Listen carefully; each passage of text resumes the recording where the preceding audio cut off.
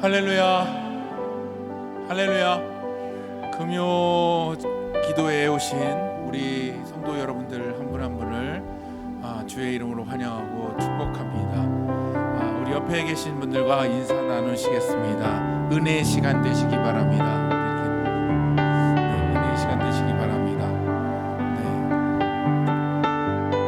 우리는 사순절 기간을 지금 보내고 있습니다. 우리를 위하여 우리의 죄값을 치르시기 위해 예수님께서 이 땅에 오시고 또 그 마지막 사역 종착지를 향하여 부단히도 가셨던 그 발걸음, 그 길을 우리는 기억하고 있습니다. 그 길은 가고 싶지 않은 길이었을 겁니다. 예수님께서도 웬만하면 그 잔을 피하고 싶으셨지만 아버지 뜻이었기 때문에 순종하고 가셨습니다. 우리는 그렇기 때문에 우리 주님을 찬양할 수밖에 없는 것 같습니다. 우리 주님의 그 순종하신 그 모습 그대로 우리도 우리에게 말씀하여 주시는 그 길에 순종하며 나아가겠다고 결단하며 나아가는 이 시간 되기를 소망합니다. 우리 이 시간 같이 박수 치면서 하나님이 우리 주님이 가신 그 길을 찬양하시겠습니다.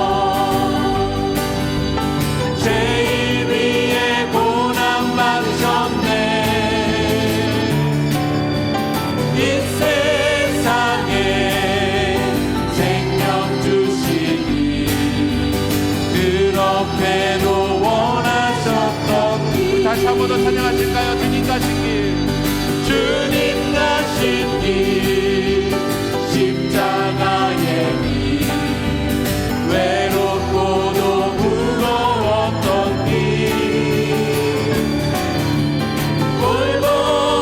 골고다의 멋진 언덕 길, 지치신 주님의 우소, 오 나의 주님, 오 나의 주님 용서하소서.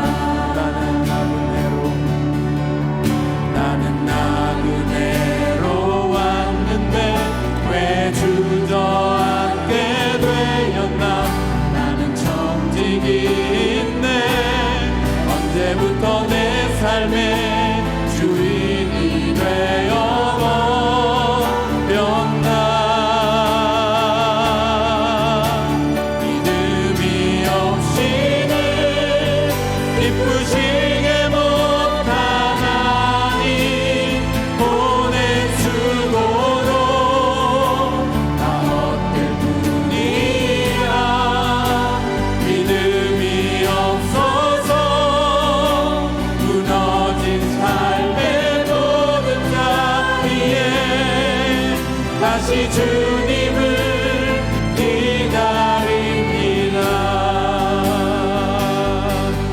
다시 한번 찬양하실까요? 주님 제 마음이 너무 은혜서 주님을 보낼 수 없습니다. 이 땅에 속하여 이 땅만 보다가 주님 손을 놓쳤습니다. 나는 나그네로 왔는데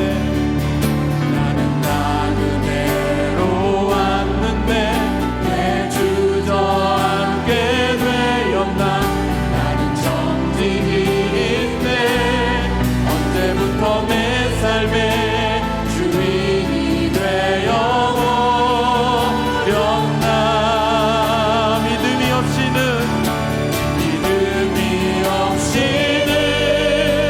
기쁘시게 못하나니 오랜 수고로 나 헛된 뿐이라.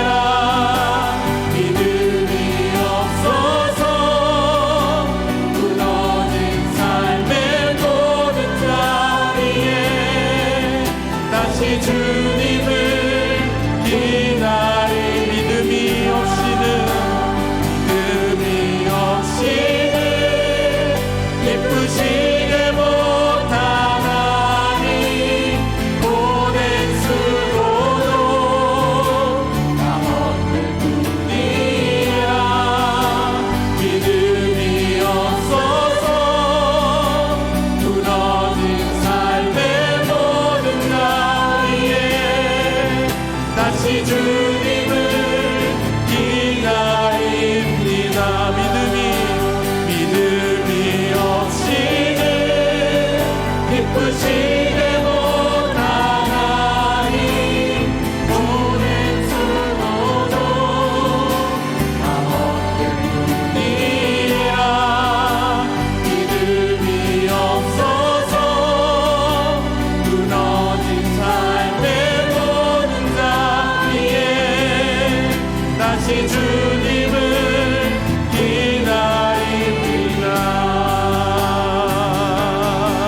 주님보다 앞서지 않고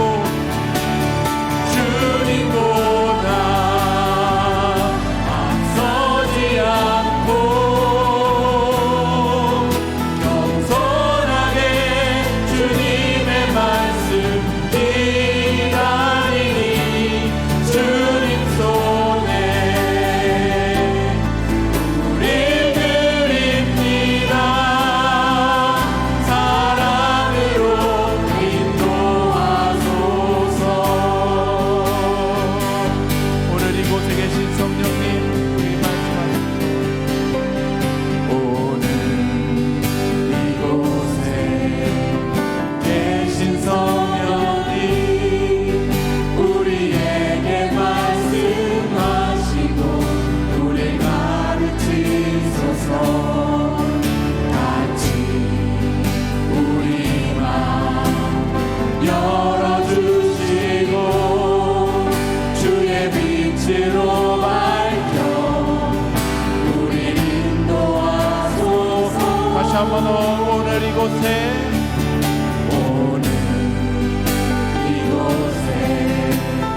계신 성령 우리에게 말씀하시고 우리에게 말씀하시고 우리 가르치소서.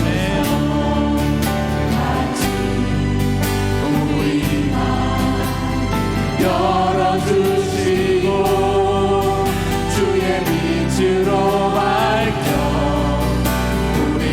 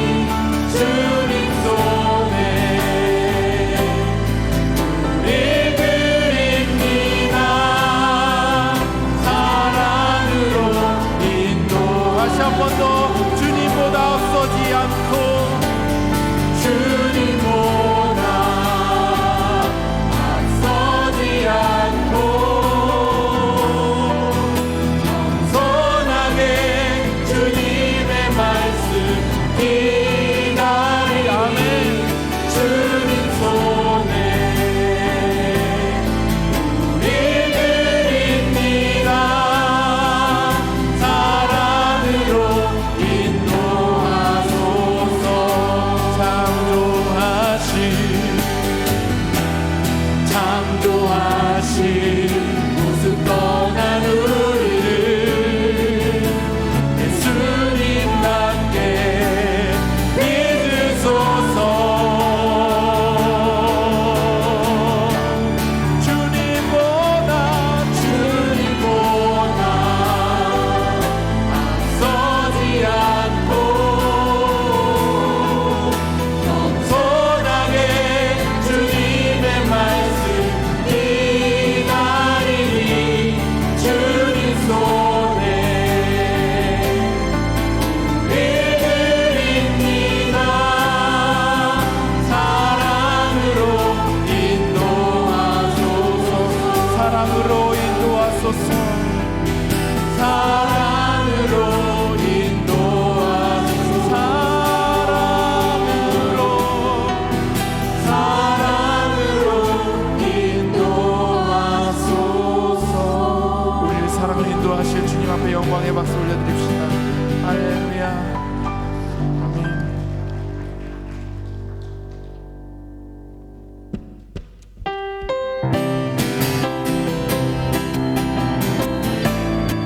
리샤 박준효 힘차게 찬양하십니다.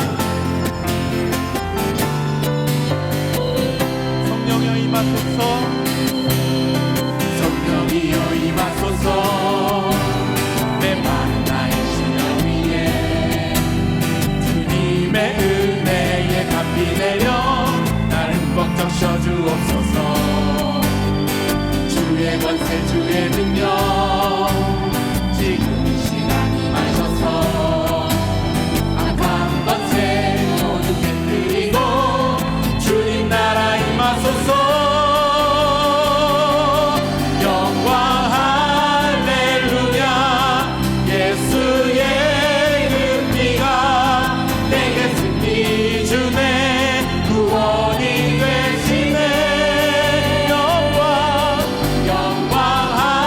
할렐루야. 예수의 이름이 능력되네. 소망이 되시네. 찬양하십니다. 성령이여.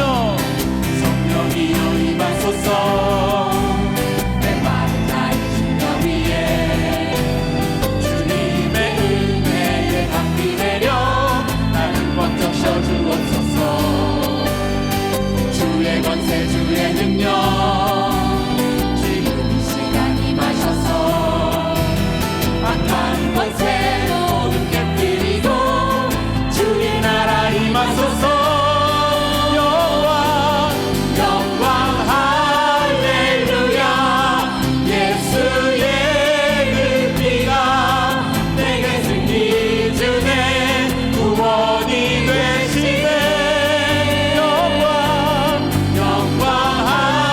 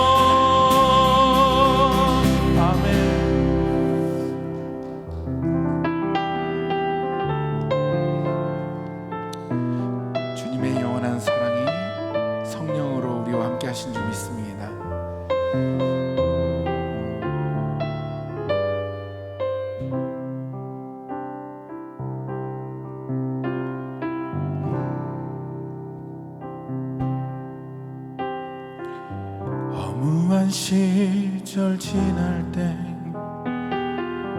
깊은 한숨 내쉴 때 그런 풍경 보시며 단식하는 분 있네. 고와 같이 너희를 버려두지 않으리. 내가 너희와 영원히 함께하리라. 다시 같이 하실까요? 허무한 시절 지날 때 깊은 한숨 내쉴 때 그런 풍경 보시며 단식하는 분이네. 고와 같이 너희를 버려두지 않으리. 내가 너희와 영원히 함께하리라.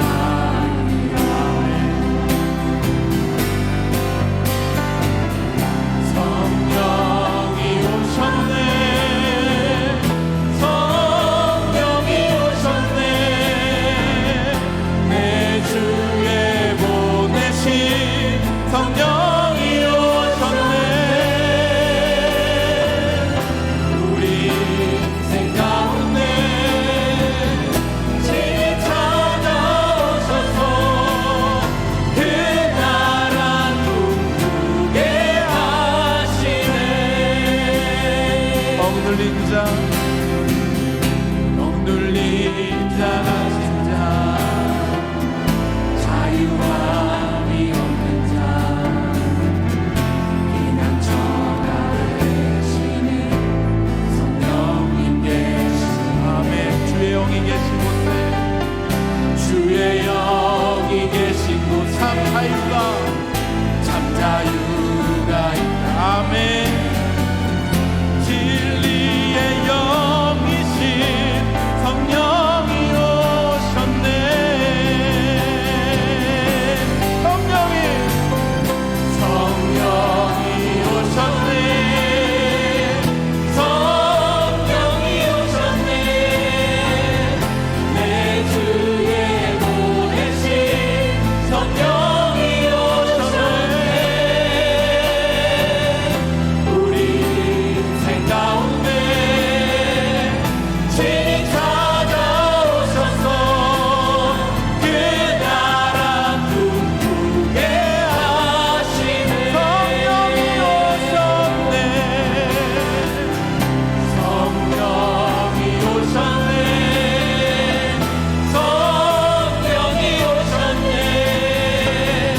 내 주에 보내신 성령이 오셨네.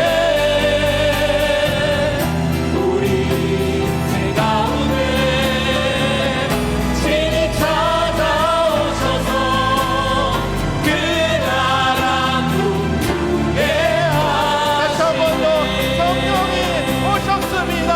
아멘. 성령이 오셨네. 성령이 오셨네.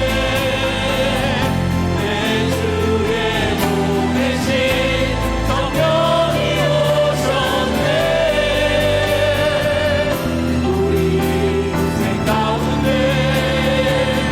친히 찾아오셔서 그 나라 꿈꾸게 하시네. 그렇습니다. 이 시간 성령님이 이 자리에 임하시는 줄 믿습니다. 불길 같은 성령이, 잔잔한 바람과 같은 성령이, 촉촉히 적셔주시는 성령의 단비가 이 시간 새삼교회 이 시간 위에 우리에게 임하시는 줄 믿습니다. 우리 이 시간 주의 이름 한번 부르신 후에 성령님 어서 오시옵소서. 나를 더욱더 충만케 하여 주시옵소서. 제가 주 예수 그리스도의 이름을 들고 성령 충만함을 받아 담대히 이 세상 속에 나가 복음을 전하게 하여 주시옵소서. 우리 이 시간 주의 이름 한번 부르신 후에 기도하시고 나가십니다. 주여.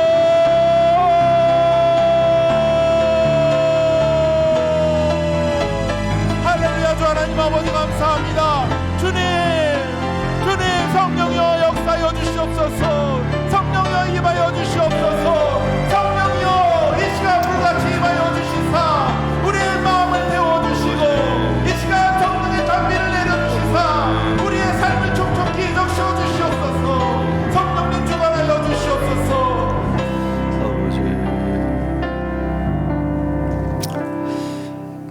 나의 다락방에 성령을 보내주신 주님, 오늘 이곳에 성령을 보내주시옵소서. 찬양하는 가운데 성령이 임하게 하여 주시옵소서. 말씀을 듣는 가운데 성령이 임하게 하여 주시옵소서. 기도하는 가운데 성령이 임하게 하여 주셔서 아버지 하나님, 상처받은 영혼이 위로받게 하시고 연약한 심령이 강하게 되게 하시고 비전 없는 인생이 하나님 나라 비전으로 충만하게 도와주옵소서. 예수님 이름으로 기도드립니다. 아멘. 오늘 금요기도 오신 여러분, 주 여러분을 환영합니다. 우리 한번 잘 오셨습니다. 한번 인사하시기 바랍니다. 잘 오셨습니다. 오늘 말씀은 마태복음 18장 21절에서 35절 말씀입니다. 교독하겠습니다.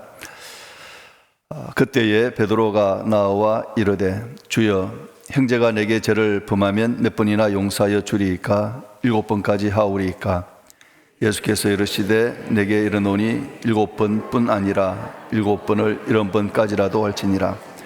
그러므로 천국은 그 종들과 결산하려 하던 어떤 임금과 같으니 결산할 때에 10,000달란트 빚진 자 하나를 데려오매 갚을 것이 없는지라 주인이 명하여 그 몸과 아내와 자식들과 모든 소유를 다 팔아 갚게 하라 하니 그 종이 엎드려 절하며 이르되 내게 참으소서, 다 갚으리이다 하거늘 그 종의 주인이 불쌍히 여겨 놓아 보내며 그 빚을 탕감하여 주었더니 그 종이 나가서 자기에게 100데나리온 빚진 동료 한 사람을 만나 붙들어 목을 잡고 이르되 빚을 갚으라 하며 그 동료가 엎드려 간구하여 이르되 나에게 참아 주소서, 갚으리이다 하되 허락하지 아니하고 이에 가서 그가 빚을 갚도록 옥에 가두거늘 그 동료들이 그것을 보고 몹시 딱하게 여겨 주인에게 가서 그 일을 다 알리니 이에 주인이 그를 불러다가 말하되 악한 종아, 내가 빌기에 내가 내 빚을 전부 탕감하여 주었거늘 내가 너를 불쌍히 여김과 같이 너도 내 동료를 불쌍히 여김이 마땅하지 아니하냐고 주인이 노하여 그 빚을 다 갚도록 그를 옥졸들에게 넘기니라. 같이 읽습니다. 너희가 각각 마음으로부터 형제를 용서하지 아니하면 나의 하늘 아버지께서도 너희에게 이와 같이 하시리라. 아멘. 가고 싶지 않으나 가야 할 길이라는 제목으로 말씀을 나누겠습니다. 여러분에게 가고 싶지 않으나 가야 할 길은 무엇입니까? 제자의 길인가요? 그냥 예배만 드리고 섬김과 희생으로 특징 지어지는 제자의 길은 가고 싶지 않은데 가야 하니까 어쩔 수 없이 가는 것은 아닙니까? 가고 싶지 않으나 가야 할 길에는 용서가 있습니다. 나에게 잘못한 사람에게 보복하고 싶은 것이 인간적인 마음일 것입니다. 그러나 보복하지 말고 용서하라는 하나님의 명령 때문에 용서는 가고 싶지 않으나 가야 할 길이 되고 말았습니다. 실은 저도 용서에 관한 설교가 많이 부담스럽고 별로 하고 싶지 않습니다. 그래도 용서가 그리스도인이기에 가야 할 길이라면 용서에 관한 설교도 목사이기에 해야 할 설교일 것입니다. 팀 켈러 목사님의 용서를 배우다라는 책을 읽으면서 용서라는 주제가 한 번의 설교로 다룰 수 없을 만큼 광범위하다는 것을 배우고 있습니다. 그래서 근본 고난주간 특별 저녁 기도회로 모이려고 합니다. 그래서 저녁 기도회 시간에 5번 용서에 관한 설교를 했으면 하는 계획을 가지고 있습니다. 이 용서를 배우다라는 책을 읽으면서 용서는 정의와 떼놓을 수 없는 관계라는 것을 깨달았습니다. 정의를 무시한 용서는 죄를 부추길 것이고 용서가 없는 정의 역시 보복으로 인한 악순환을 조장할 것입니다. 우리의 딜레마는 정의와 용서를 좋아하기가 힘들다는 겁니다. 정의를 고집하는 자들은 용서가 가해자들이 책임을 회피하게 도울 것이기 때문에 용서가 필요 없다라고 주장합니다. 피해자들에게는 보복의 욕구가 있기 마련입니다. 정의는 가해자들에게 마땅한 처벌을 가하는 것이라고 생각합니다. 그래서 용서는 정의에 반하는 부도덕한 것이라고 생각합니다. 최근에 들어서 정의를 강조하는 풍조가 강해지고 있습니다. 과거에는 덮어버렸던 불의한 행동들이 지금은 덜 추워지고 있습니다. 그 대표적인 것이 미투 운동입니다. 성가해자들에게 피해를 당한 여성들이 드러내기를 원하지 않았던 자신의 과거를 밝히면서 가해자들의 처벌을 요구하고 나선 것입니다. 가해자들에게 죗값을 치르게 하려는 욕구가 정의의 이름으로 분출되었습니다.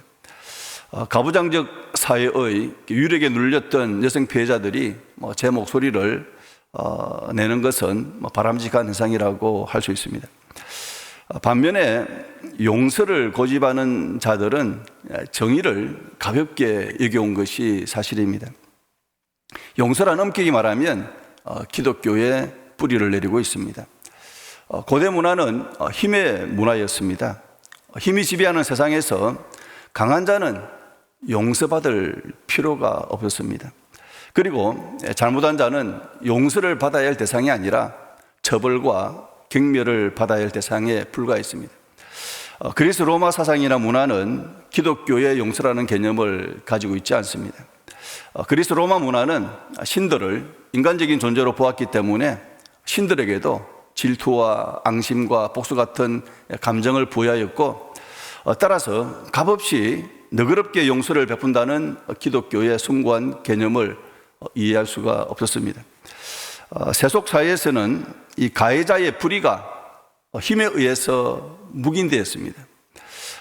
기독교 공동체에서도 이 가해자의 불의가 묵인되는 일들이 발생했는데 그것은 용서라는 덕목 때문이었습니다. 그러니까 세속 사회에서는 힘에 의해서 불의가 묵인이 되었고, 기독교 공동체에서는 용서에 의해서 불의가 묵인이 되었던 겁니다.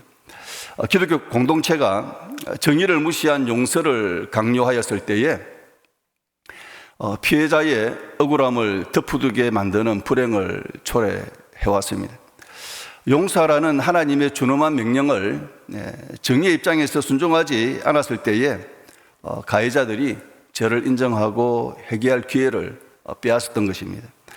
교회가 정의를 무시하고 연합과 용서와 은혜와 같은 개념만 가르친 결과로 가해자들은 용서를 받은 반면에 피해자들은 억울함을 호소하지 못하도록 입막음을 당하는 고통을 겪어야 했습니다. 지금 우리가 살고 있는 시대는 용서보다는 정의가 중시되고 있는 것 같습니다. 학교폭력 가해자들이 뒤늦게 고발됨으로써 정의의 이름으로 처벌이 가해지고 있습니다. 지금은 용서의 문화가 설 자리가 사라지는 분위기입니다. 정의와 용서가 서로 모순되기 때문에 정의만 있어도 되는 것처럼 생각하는 것 같습니다.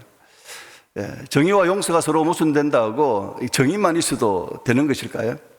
용서는 없고 정의만 있는 세상은 어떤 세상일까요? 용서가 없는 세상은 삭막하고 잔인하기가 짝이 없을 겁니다. 누구나 잘못을 하기 때문에 용서받고 싶은 욕구가 있습니다. 사랑받고 싶은 욕구가 모든 사람에게 있듯이 용서를 받고 싶은 욕구도 모든 사람에게 있습니다. 용서를 베풀고 싶은 마음이나 용서를 받고 싶은 마음은 모든 인간의 깊은 필요요 욕구입니다. 우리 사회는 너무 정의를 굳세게 외치는 것 같습니다. 너무 굳세게 외치다 보니 용서의 여지는 보이지 않는 것 같습니다. 정의만 굳세게 외치는 자신에게는 용서를 받아야 할 상황은 전혀 없을까요? 네. 장이 정의만 외치면 우리도 정의에 의해서 심판받지 않겠습니까? 네. 여러분은 배우자의 용서가 전혀 필요 없을 만큼 완벽합니까? 여러분은 부모의 용서가 전혀 필요 없을 만큼 완벽하십니까? 용서를 받지 못한 것으로 인한 죄책감을 안고도 여러분 행복할 수 있겠습니까? 여러분은 정말 완전하신 하나님 앞에 죄책감 없이 살아갈 수 있겠습니까? 용서가 없다면 죄책감은 물론 죄 때문에 받아야 할 행벌로 인하여 어찌 평안을 누릴 수가 있겠습니까? 정말 여러분은 용서가 없어도 잘 살 수 있는 사람입니까? 정의만 있으면 아무런 문제가 없다고 말할 수 있을까요? 우리는 마태복음 9장에서 예수님께서 사람들이 침상에 누인 채 데리고 온 중풍병자를 고치신 사건을 읽었습니다. 예수님은 이 중풍병자의 병부터 고쳐주시지 않고 갑자기 죄의 용서를 선포하셨습니다. 마태복음 9장 2절에 작은 자야 안심하라 내 죄사함을 받았느니라. 만약에 여러분이 그 중풍병자라고 상상해 보시기 바랍니다. 예수님, 저한테 당장 필요한 것은 죄사함이 아니라 걷는 것입니다. 여러분 이렇게 생각하셨다면 예수님은 아니야, 그렇지 않다라고 대답하셨을 겁니다. 중풍병자는 다시 걸을 수만 있다면 평생 행복할 것이라고 생각했을 겁니다. 예수님, 죄사함이 아니라 걷기만 해주신다면 평생 불평하지 않고 감사하게 살아갈 수 있을 것 같습니다. 그러나 예수님은 이렇게 대답하실 겁니다. 너 주위에 이 모든 사람들을 둘러보라. 이들은 다 잘 걷지만은 늘 만족하면서 살더냐? 내가 내 병을 고쳐주면 한동안 들듯이 기쁘겠지만 얼마 못 가서 이 사람처럼 되고 말 것이야. 용서를 받지 못하여도 몸만 건강하면 과연 행복하겠습니까? 우리 그리스도인은 용서 없는 정의를 외쳐서는 안 됩니다. 우리에게는 정의가 필요한 만큼이나 용서가 필요합니다. 용서가 없는 정의나 정의가 없는 용서는 둘 다 우리가 사는 공동체가 하나가 되는 것을 방해하고 파괴할 뿐입니다. 그렇다면 우리는 이 정의와 용서를 어떻게 조화시킬 수 있을까요? 우리 그리스도인에게 문제가 되는 것은 용서 없는 정의가 아니라 정의 없는 용서일 겁니다. 바깥 사람들은 용서 없는 정의가 그들의 문제겠지만 대체로 우리 그리스도인들에게 문제는 정의가 없는 용서라고 생각합니다. 우리는 우리의 용서는 정의에 근거한 것이 되어야 합니다. 우리는 정의에 근거한 용서를 배워야 합니다. 그런데 어디서 정의에 근거한 용서를 배울 수 있을까요? 하나님께서 우리에게 베푸르신 용서를 통해서 배울 수가 있습니다. 우리에게 베푸르신 하나님의 용서는 정의에 근거한 것이었습니다. 오늘 비유는 어떤 임금이 1만 달란트 빚진 종을 탕감해 준 이야기입니다. 1만 달란트는 엄청난 금액입니다. 1달란트는 노동자의 20년 연봉에 해당하는 금액입니다. 1만 달란트는 노동자의 20만 년 연봉에 해당하는 금액입니다. 1만 달란트는 도저히 갚을 수 없는 빚을 상징합니다. 종이 임금에게 진 빚은 우리가 하나님에게 진 빚을 상징합니다. 각 죄인은 하나님에게 도저히 갚을 수 없는 빚을 진 자입니다. 죄인이 하나님에게 진 빚은 자신의 어떤 노력이나 행위로도 갚을 수가 없습니다. 이것은 우리의 행위나 노력으로 죄값을 갚으려고 하는 짓이 아무런 소용이 없다는 것을 의미합니다. 행위 구원은 철저히 소용이 없다는 것을 말하고 있죠. 임금은 종을 불러서 그가 1만 달란트에 빚진 것을 말합니다. 임금은 종의 몸과 아내와 자식들과 모든 소유를 다 팔아 갚으라고 말합니다. 임금의 판결은 이 종의 종말을 고한 것과 같습니다. 자신을 포함하여 모든 가족들이 영원히 노예로 살아야 하는 것은 최악의 판결임에 틀림이 없습니다. 임금은 종을 불러서 빚을 아무 말이나 절차 없이 탕감한 것이 아니었습니다. 종이 임금에게 진 빚이 1만 달란트라는 것을 분명히 밝혔습니다. 그리고 종에게 1만 달란트의 빚, 곧 죄값을 갚으라고 판결을 내렸습니다. 이것은 하나님께서 죄인에게 내리는 영벌의 판결, 지옥의 판결과 같습니다. 임금은 종에게 그가 진 빚을 밝혔고 빚을 갚아야 한다는 판결을 내렸습니다. 종은 자신이 임금에게 1만 달란트 빚진 것을 인정했습니다. 그리고 종은 임금이 내린 준엄한 판결을 피하고자 엎드려 절하면서 내게 참으소서 다 갚으리라고 선처를 구했습니다.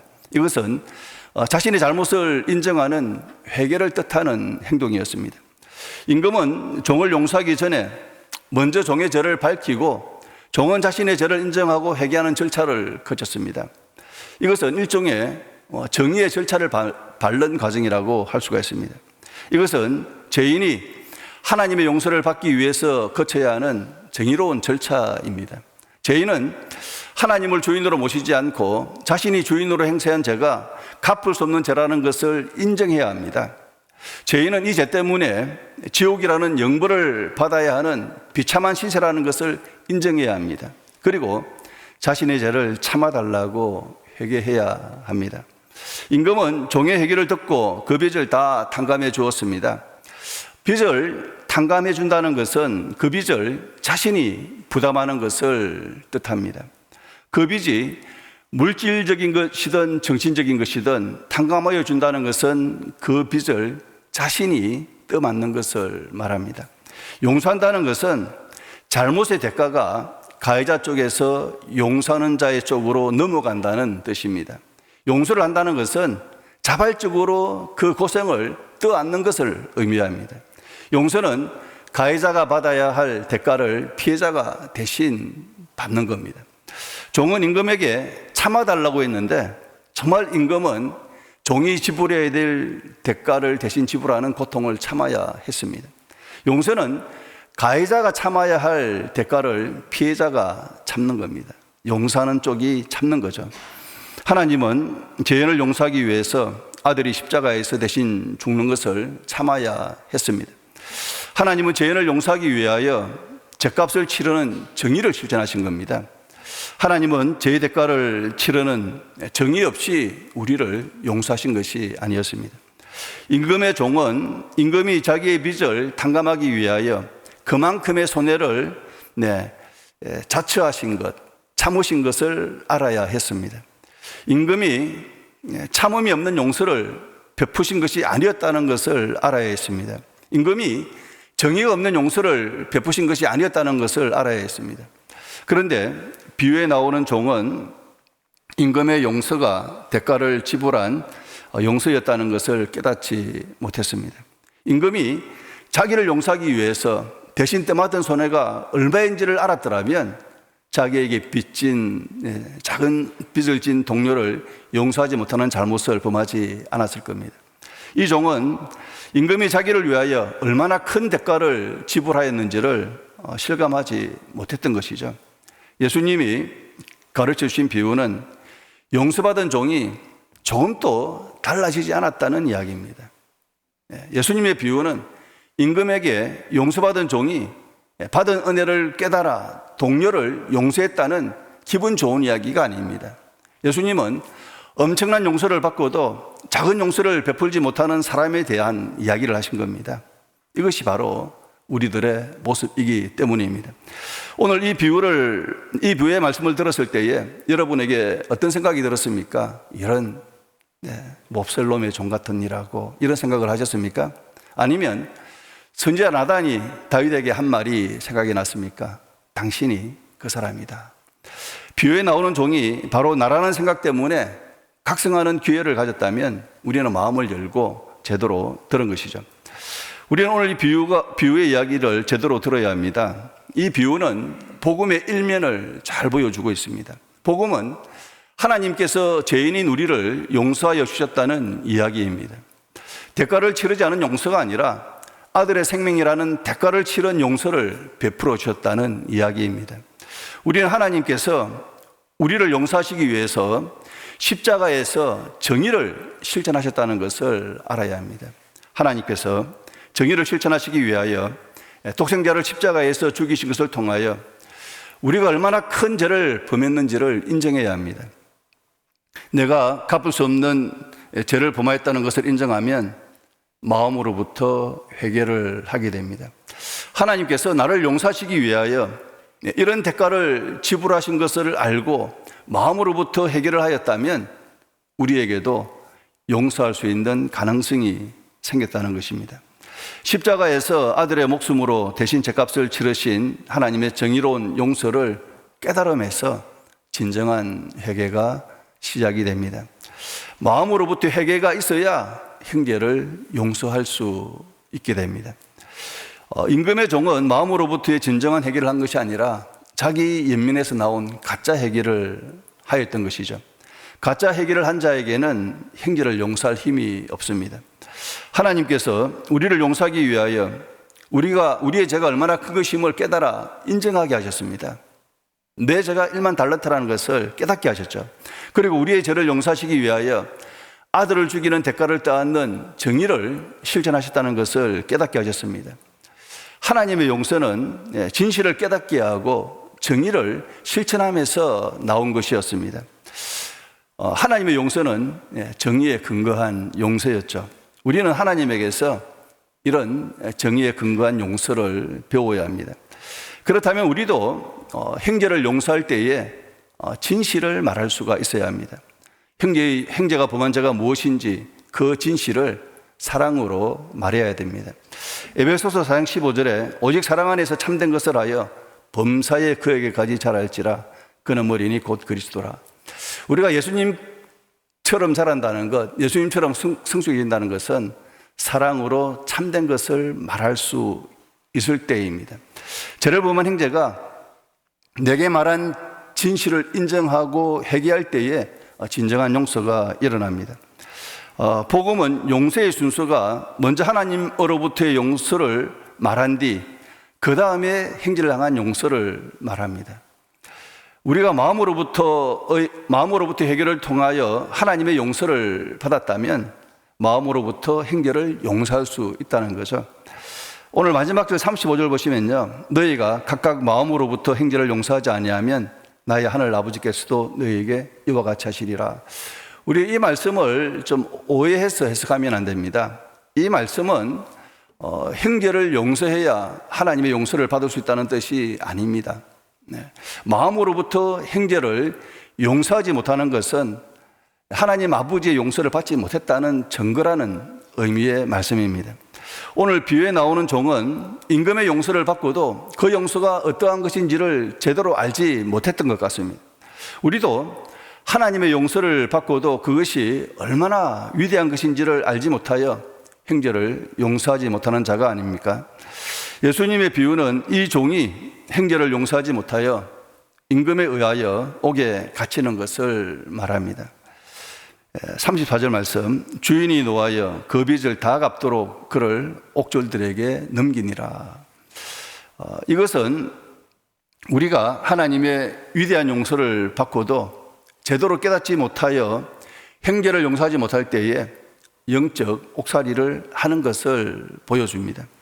형제를 용서하지 못하여 분노와 악감정을 품는 것은 자신을 옥에 가두는 것이 되고 말 것입니다. 우리는 정의와 용서를 좋아하는 것에 대해서, 곧 정의에 근거한 용서를 어떻게 할 수 있는가에 대해서 생각해 보았습니다. 하나님께서 우리의 죄가 갚을 수 없는 죄라는 것을 깨닫게 하셨을 때에 그것을 인정함으로 회개했다는 것을 알아야 합니다. 하나님께서 우리를 용서하실 때에 정의를 실천하셨다는 것을 알아야 합니다. 하나님의 용서가 정의에 근거한 것임을 통해서 우리는 하나님의 용서가 얼마나 위대한 것임을 인정할 수가 있고 그것으로부터 형제를 진정으로 용서할 수 있는 힘을 얻을 수 있습니다. 우리는 하나님께서 우리를 용서하신 것처럼 우리도 정의에 근거해서 형제를 용서해야 합니다. 형제의 죄를 사랑으로 알리고 회개하도록 도와야 합니다. 그리고 하나님처럼 죄인이 져야 할 대가를 대신 지는 수고를 해야 합니다. 용서는 힘듭니다. 그러나 용서는 행복한 관계를 위해서 반드시 필요한 것입니다. 그래서 하나님께서 우리에게 용서하라고 명령하신 겁니다. 하나님의 용서를 또 깊이 배우고 이 용서를 지혜롭게 실천하는 자가 되기를 주님의 이름으로 축원합니다. 우리 함께 찬송으로 또 우리 기도 시간 열어가도록 하겠습니다. 주님 가신 길.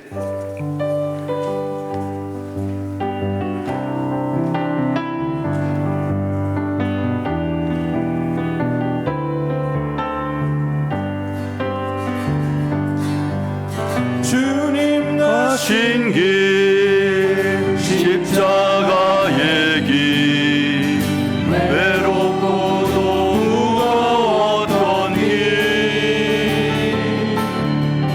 홀로 나의 거친 언덕길 지치신 주님의 온손 오 나의 주님 용서하소서 죄인 위에 고난 받으셨네 이 세상에 생명 주시기 그렇게도 원하셨던 길 오 나의 주님 용서하소서 죄인 위에 고난 받으셨네 이 세상에 생명 주시기 그렇게도 원하셨던 길. 오늘 말씀 우리가 생각하면서 함께 통성으로 기도하기를 원합니다. 세상은 용서보다는 정의를 찾습니다. 용서가 점점 사라지는 세상에서 우리 그리스도인은 용서의 사람이 되어야 합니다. 용서는 모든 사람에게 있는 소중한 욕구입니다. 우리는 다 용서받기를 원합니다. 그렇다면 우리는 황금률에 의해서 용서를 베풀어야 합니다. 그러나 정의가 없는 용서는 가해자가 회개할 기회를 빼앗고 말 것입니다. 우리는 정의에 근거한 용서를 하나님에게서 배워야 합니다.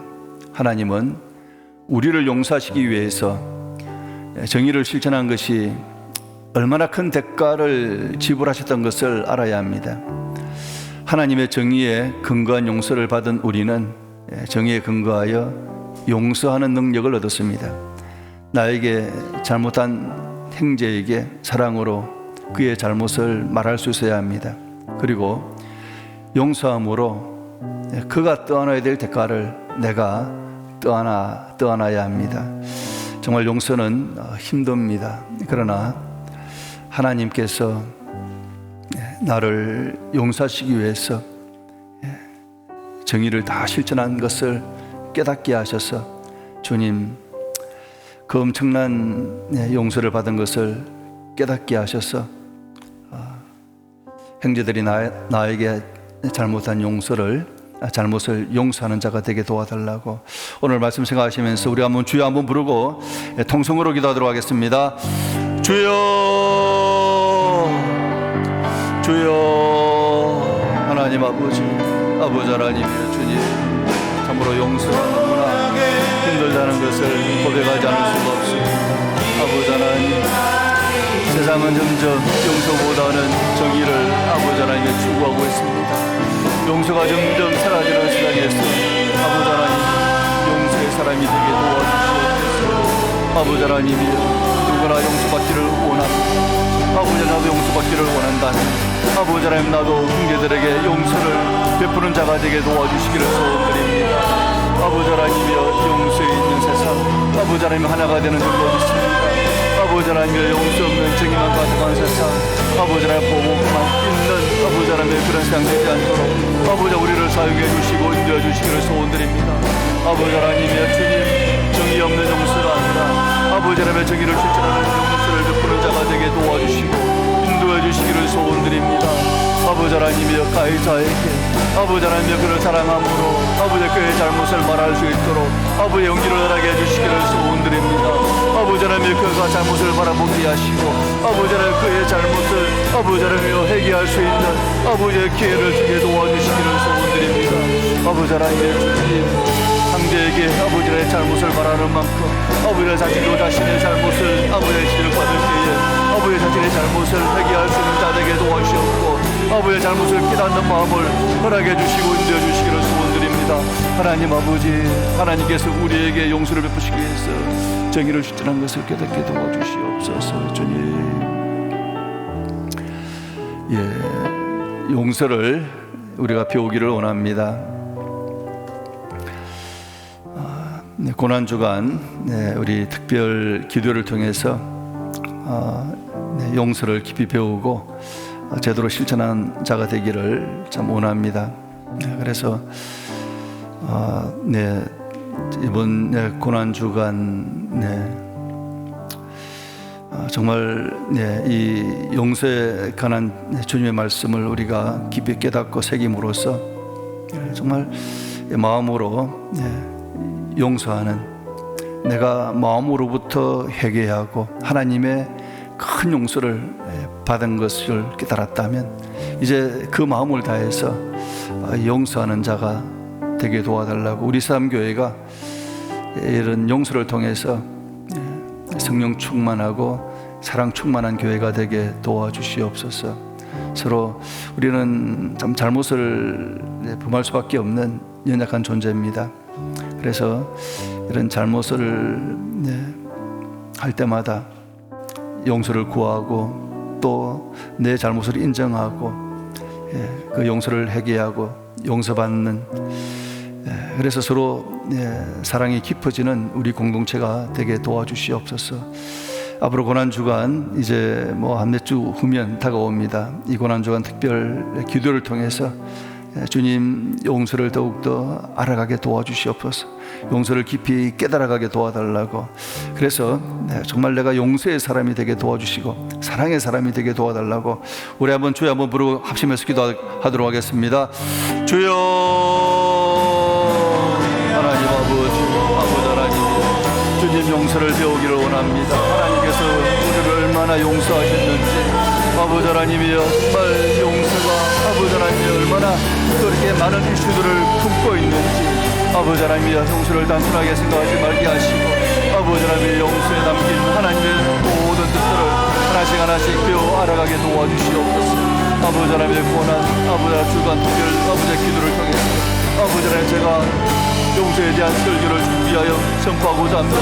저를 아버지 하나님의 긍휼히 여기셔서 아버지 용서에 대한 말씀이 준비되게 도와주시옵소서. 제가 먼저 용서에 대해서 배우게 도와주시옵고 아버지 이 용서를 성도들과 함께 나누게 도와주시기를 소원드립니다. 아버지 하나님의 용서를 알아가게 도와주시옵소서. 용서를 배우게 도와주시기를 소원드립니다. 아버지 하나님 우리 수양교회가 아버지 하나님의 서로 용서를 배워가는 공동체가 되게 도와주시옵고 아버지 하나님 용서가 아버지 하나님의 실천되는 그런 아버지 하나님 공동체가 되게 도와주시고 인도해 주시기를 소원드립니다. 할렐루야. 아버지 하나님의 사랑으로 용서를 말하게 도와주시기를 소원드립니다. 아버지 하나님 우리 수양교회를 긍휼히 여기셔서 아버지 하나님 용서하는 곳에 성령이 임하게 도와주시옵고 아버지 하나님 서로 사랑으로 하나가 되는 회복이 일어나게 도와주시고 아버지 하나님 화해가 일어나는 공동체가 되게 도와주시고 인도해 주시기를 소원드립니다. 그리하여 아버지 하나님 성령 충만 사랑 충만한 교회가 되게 도와주시기를 소원드립니다. 우리의 마음을 열어 아버지 하나님의 마음으로부터의 아버지 하나님 용서가 있는 그런 아름다운 공동체가 되게 도와주시고 인도해 주시옵소서. 할렐루야. 아버지 하나님 우리 4월 23일 날 우리 새암 축제가 있습니다. 우리 이번 새암 축제 그저 시간이 지나가면 지나가는 그런 새암 축제가 아니라 정말 이번 새암 축제 우리가 함께 좀 기도하기를 원합니다. 기도하고 정말 내 하나 좀 없어도 되는 그런 새암 축제가 아니라 내가 반드시 이 새암 축제에 어떤 모양으로도 내가 함께하고 정말 잃어버린 한 영혼 하나님께서 가장 기뻐하시는데 잃어버린 한 영혼 정말 우리가 서로 연합하여 한 영혼이 돌아오는 그 놀라운 그 기쁨을 맛보아 알 수 있는 그런 새암 축제 되게 도와달라고. 그래서 여러분 전도 대상자를 찾고 그 이름을 마음에 새기고 우리가 기도하기를 원합니다. 전도사역자를 찾고 그를 위해서 기도하고 그와 만나고 그들을 초청하고 이런 사랑의 관계를 행성할 수 있도록, 그래서 모든 교우들이 순종하여 참여하는 새삼축제가 되게 도와주시옵소서. 그리고 특별히 이 새삼축제를 통해서 가족 복음화의 기회가 되게 도와주시옵소서. 나의 사랑하는 가족들, 배우자, 자녀, 부모님들, 이번 기회에 정말 주님께로 인도할 수 있는 그런 기회가 되게 도와주시옵소서. 그리고 지금 새가족반 첫 번째 모임을 가졌는데, 우리 부활주일 전까지 앞으로 4번의 더 만남을 통해서 그들이 복음을 듣고 영접할 수 있는 그런 놀라운 기회도 허락해 주시옵소서. 그래서 우리 잃어버린 영혼을 구원하는 새삼축제 그때뿐만 아니라 항상 내가 잃어버린 영혼을 소중히 여기고 그들에게 복음을 전하는 그런 우리 모든 교회가 되게 도와달라고, 한번 우리 새삼축제를 위해서, 잃어버린 영혼을 위해서 나에게 이런 구령의 열정을 허락해 달라고 주여 한번 부르고 합시면서 기도하겠습니다. 주여, 할렐루야. 아버지 하나님이여, 주님, 잃어버린 영혼에 대한 아버지 하나님의 열정을 아버지 하나님이여 회복하게 도와주시옵소서. 아버지 하나님의 그들을 그냥 두면 아버지 하나님의 영원한 벌로 아버지 하나님 지옥으로 향하여 갈 수밖에 없는 아버지 하나님 불쌍한 영혼임을 깨닫게 도와주시기를 소원드립니다. 아버지 하나님의 그들의 주님 앞에 돌아올 수 있도록 아버지 하나님이여 전도사역자를 마음에 새기고 기도하게 도와주시옵소서. 특별히 내 사랑하는 가족들을 아버지 하나님 위해서 기도합니다. 아버지 하나님의 그들이 구원받지 않고서는 아버지 하나님 내 마음이 평안할 수 없습니다. 아버지 하나님이여 내 배우자와 자녀들과 부모님이 아버지 하나님 예수님을 영접할 수 있도록 아버지 하나님의 그들을 아버지 하나님 주님께로 인도하는 아버지 하나님의 마음을 허락해 주시옵소서. 이번 아버지 하나님의 새삼축제를 아버지 하나님 우리 온 교우들이 동참하는 아버지 하나님의 전도숙제가 되게 도와주시기를 소원드립니다. 아버지 하나님이여 주님, 우리가 연합하여 기도합니다. 아버지 하나님, 우리가 모두 다 아버지 하나님 부활표를 찾는 일에 아버지 하나님 한 마음이 되어서 그들을 위해서 중보하며 기도하기를 원합니다. 하나님 아버지 사랑의 관계를 형성하게 도와주시옵고 아버지 하나님 그들에게 복음을 전하고 아버지 하나님 그들을 주님 앞으로 인도하는 아버지 하나님 한 영혼이 아버지 하나님에 돌아오는 것을 하늘에서 무엇보다도 기쁘게 여긴다고 했사오니 이 기쁨을 만족받고는 아버지 하나님 우리가 되게 도와주시옵고 아버지 하나님 특별히 가족 복음화에 놀라운 구원의 역사가 일어나게 도와주셔서 아버지 하나님의 온 가족이 구원받는 기쁨으로 아버지 하나님의 주님 살아가는 아버지 자가 되게 도와주시옵고 아버지 생모임머리 시작하겠습니다. 새 가족분을 통해서 아버지 하나님의 잃어버린 영혼들이 주님을 영접하는 놀라운 기회가 되게 도와주시고 인도해 주시기를 소원드립니다. 할렐루야. 우리 3월달 되면서 평일 양육이 시작되었고 주일 양육은 3월 26일부터 또 시작이 됩니다. 우리 평일 양육, 주일 양육을 위해서 그리고 제자훈련, 사역훈련을 위해서 이를 또 이렇게 가르치는 교사가 성령 충만할 수 있도록, 그리고 우리 모든 학생들이 열정을 가지고 정말 말씀 안에서 예수님의 좋은 제자로 세워지는 그런 기회가 되게 도와달라고 여러분 이 일을 위해서 기도해 주시고요. 그 다음에 우리가 소망반 신방을 이제 다음 주, 그 다음 주 2주 동안 신방을 계획하고 있습니다. 우리 소망반 부모님 찾아뵙고 위로와 소망을 전달할 수 있도록, 혹시 여러분 가운데 소망반 신방에 참여하고 싶은 분 계시면 우리 사무실에 알려주시면 같이 갈 수 있습니다. 그래서 우리 소망반 부모님 노년의 삶에 강건함을 허락해 주시고 천국의 소망으로 충만할 수 있도록, 그리고 박지영 집사님이 빌라 성도님, 김경희 성도님 암투병할 때 주님 치유의 은혜를 허락해 주시옵소서. 그리고 김희숙 집사님, 윤영 집사님, 정명숙 집사님 더 건강한 몸으로 주님 전에 나와 예배 드릴 수 있도록, 우리 양육과 소망반 그리고 우리 아픈 환우들 위해서 주여 한번 물어가시면서 기도하겠습니다. 주여 하나님 아버지 하나님 주님 기도드립니다. 아버지 하나님의 주님, 우리가 아버지 하나님 양육과 훈련이 아버지 하나님의 삶을부터 또 적극적으로 시작이 됩니다. 아버지 하나님 말씀을 가르치는 교사들 아버지 하나님 성령으로 충만하게 도와주시옵소서. 아버지 하나님이여 우리 교사 한 사람 한 사람 충만하여 아버지 하나님이 하나님 말씀 짧은 편하여 잘 가르칠 수 있도록 주님 도와주시옵고 말씀을 배우는 우리 모든 교우들 아버지 하나님 열심으로 말씀을 배우게 도와주시옵고 아버지 하나님 양육과 훈련에 아버지 하나님의 주님 잘 임할 수 있도록 도와주시고 인도해 주시기를 소원드립니다. 아버지 하나님이여 제자 훈련 사역 훈련 아버지 하나님 참여하는 모든 성도들 교우들 훈련생들 아버지 하나님 주님께서 이들을 강건하게 붙들어 주시기를 소원드립니다. 아버지 하나님 우리 소망만 신방을 계획하고 있습니다. 아버지 하나님 조정한 소망만 신방을 계획하고 있습니다. 아버지 하나님 소망한 부모님 찾아뵙고 그들에게 위로와 소망을 전달할 수 있도록 도와주시옵고 아버지 하나님 너희의 삶의 천국의 소망으로 충만할 수 있도록 도와주시기를 소원드립니다. 아버지 하나님 함과 투명하는 박지영 집사님 이 빌라 성도님 김경희 성도님 아버지 하나님 낭치하게 하시고 아버지 하나님이여 주님 항암을 할 때마다 아버지 모든 치유를 받을 때마다 주님의 놀라우신 치유의 능력이 임하게 도와주시옵고 완치되게 도와주시옵고 재바람이 없는 아버지 하나님의 온전한 치유를 허락해 주시고 강건함으로 주님을 예배하고 섬길 수 있도록 도와주시옵소서.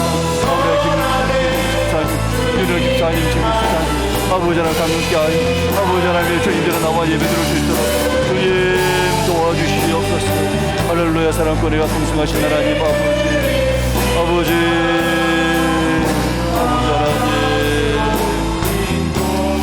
아버지 하나님 좋으신 하나님 아버지 이 저녁에 저희들을 기억하시고 사랑하셔서 불러주시고 하나님 주시는 성령의 또 임재함을 또 이렇게 경험하게 하심을 감사드립니다. 아버지 하나님 이 금요 기도회가 정말 하나님의 임재를 사모하며 성령의 임재를 사모하며 나오는 성도들이 가득하게 도와주시고 정말 하나님을 사모하는 심령에 성령의 임재를 사모하는 심령에 주님 친히 임재하셔서 우리의 심령을 임재로 인하여 뜨겁게 하시고 우리가 정결하게 변화되게 하시고 정말 주님의 임재 안에 기뻐할 수 있는 저희들 되게 도와주시옵소서. 성령이 임하는 곳에 놀라운 부흥의 역사가 일어난 것을 바라보면서 아버지 하나님 저희들도 정결한 마음으로 사모하는 심령으로 성령님의 임재를 사모할 때에 성령께서 친히 우리 안에 오셔서 우리를 정결하게 하시고 우리를 변화되게 하시고 하나님의 뜻에 헌신하게 하는 하나님의 뜻이 이루어지는 놀라운 부흥을 체험하는 새담교회 되게 도와주시옵소서. 우리 주 예수 그리스도로 이름으로 이 자리에 모인 우리 성도들을 축복하며 기도드립니다. 아멘. 여러분 또 각자 또 기도하시고 또 함께 또 저와 기도하기 원하신 분은 앞자리에 나오시면 함께 또 기도하도록 하겠습니다.